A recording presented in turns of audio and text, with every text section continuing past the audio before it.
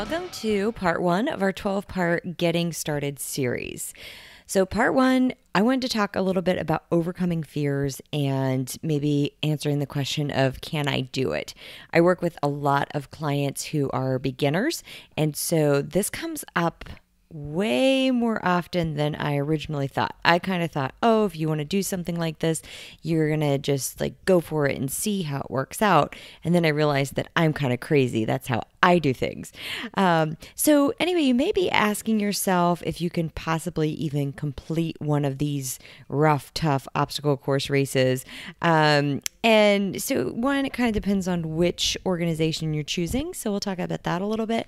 And two, it really depends too on what your fear is rooted in. So let's take a look at some different possibilities where your fear could be coming from. So one of the very first ones is fear of the unknown. One of the things to overcome this fear of the unknown is to go as a spectator. Go with somebody to watch it. Go watch somebody do it. You don't even have to know anybody there. Just go watch it. There's a great spectator area. They usually have a lot of obstacles set up right around the area, and it gives you a good idea of the different body types that are completing this course, how they're doing the obstacles, how many people have to go around the obstacles.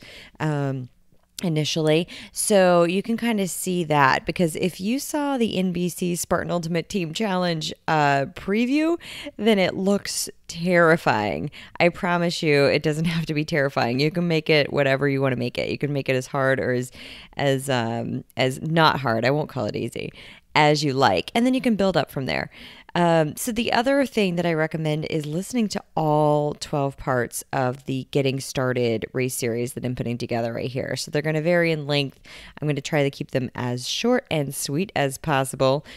Steven may be joining us on some of these. He deploys a lot for work. So if you hear him sometimes, it's exciting to have him home, and if not, then I can always ask him questions if you have questions too.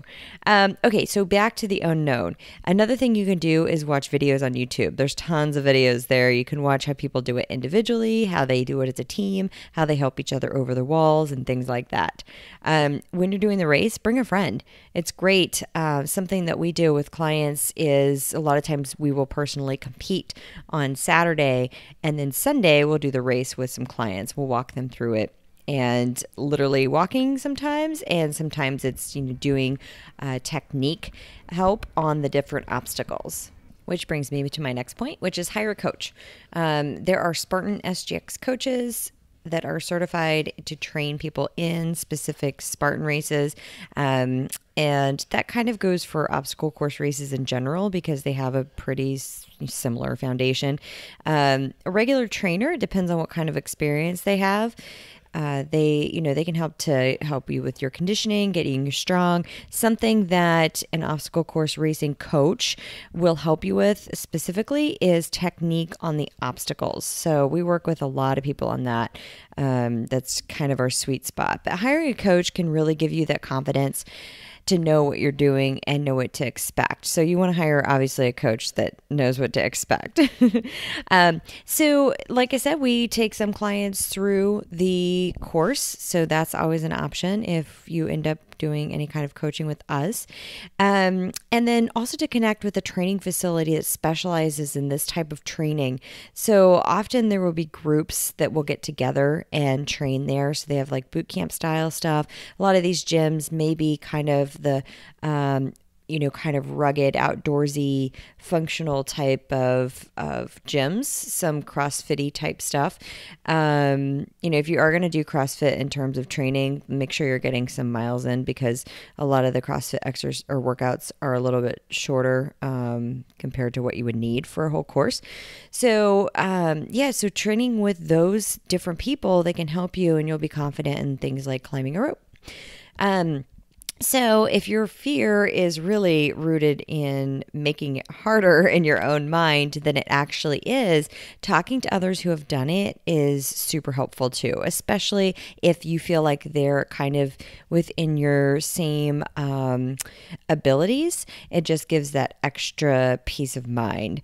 And then, looking at it, are we scared because of comparison? So, really set your own goals for these races. The one thing that we absolutely love about these is there are so many different measures for success.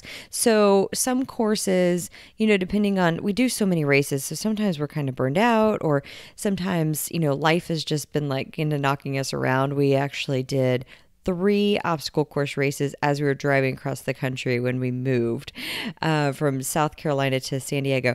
So we had been in the car on the road a lot. And so finally, when we got to some of these courses, we were like, okay, so the goal here is no burpees, no IVs, because it was really hot. And so we were like, let's stay hydrated. So you can always set your own goals. So, just set your own goals. Don't compare yourself to other people. Some people may be stronger runners. People may be better at obstacles.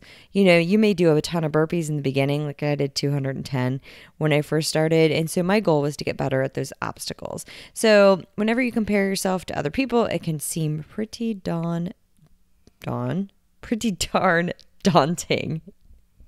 So then finally we get to the final fear factor here, and that could be rooted in just downright wisdom fear. Like, you probably are really going to struggle on that course. And so what I recommend there is to make sure that you can go the distance. The distance is kind of the biggest, that's the limiting factor. You got to be able to make sure that you can make it that distance.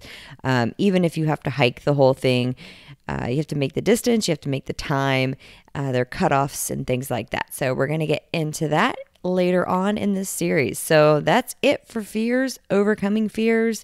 I would love to hear from you. So if you have any input on this, I can always edit it, add to it, answer questions. Just email us at podcast@ocrradio.com. Stick around for part 2. And hit that subscribe button so you don't miss an episode. OCR Radio. Get out, get dirty, get living.